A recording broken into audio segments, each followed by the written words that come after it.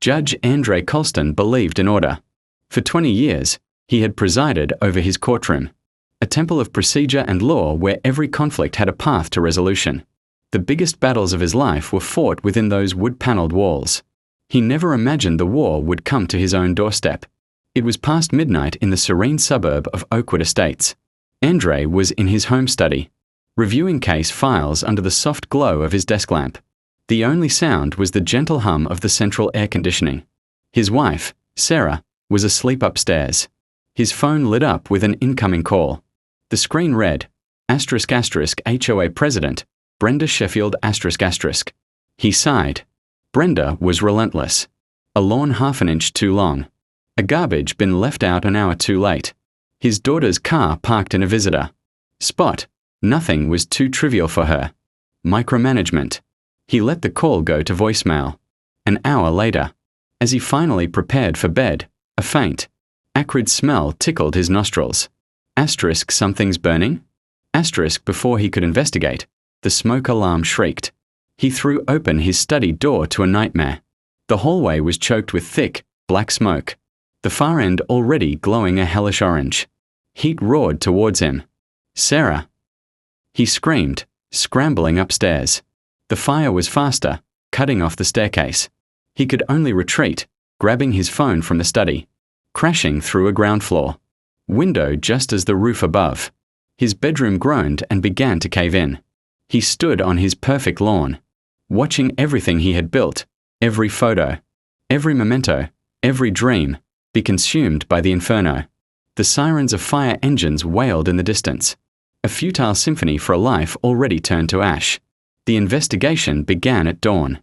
Fire Marshal Neha Sharma, her face grim, approached Andre where he sat wrapped in a shock blanket. *Judge Colston*, she said softly, *this wasn't an accident. There are signs of forced entry at the back. We found traces of an accelerant, gasoline. This is arson. The word hit him like a physical blow. *Arson. Who? A disgruntled defendant? A case from years past? His judicial mind raced through possibilities, but his heart was a hollow, aching void. 2 days later, Marshal Sharma called again, her voice tight with urgency. *Sir, we've got her.** A security camera from the house across the street caught a figure cutting through. Backyards around 2:17 a.m. The footage is clear. It's Brenda Sheffield. We just executed a search warrant on her garage. We found 2 gas cans. The brand matches the residue at your house. Andre's knees went weak. *Brenda. *The HOA president? Over *homeowner association rules*. It was too absurd, too petty to be true. The hatred required to burn a man's house to the ground over a disagreement about hedges was a concept his logical mind could not process. A week after the fire, Andre found himself in a courthouse hallway.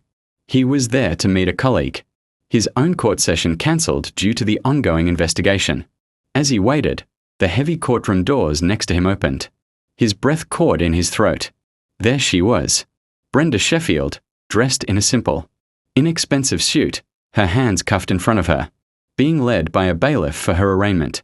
The brisk, officious woman was gone, replaced by a pale, tense figure.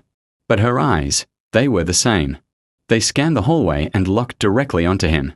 There was no remorse in that gaze. No guilt. No fear. Only a deep, smouldering, and terrifying hatred.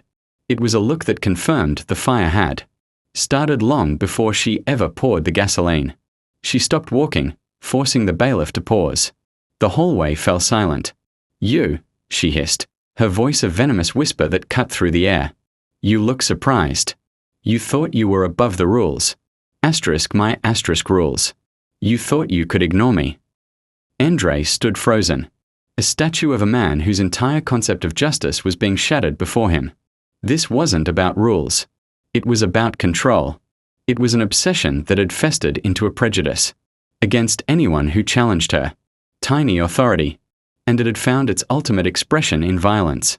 "You brought this on yourself," she spat, just as her lawyer gently pulled her arm, urging her into the courtroom. The bailiff apologized, and Andre just nodded, unable to speak. The confrontation lasted less than a minute, but it etched itself onto his soul. He had spent his career looking into the eyes of criminals, but he had never seen a void so complete. The legal proceedings that followed were swift and decisive. The evidence was overwhelming. Brenda Sheffield was convicted of first-degree arson and sentenced to 25 years in prison. But for Andre, the true judgment had been rendered in that hallway.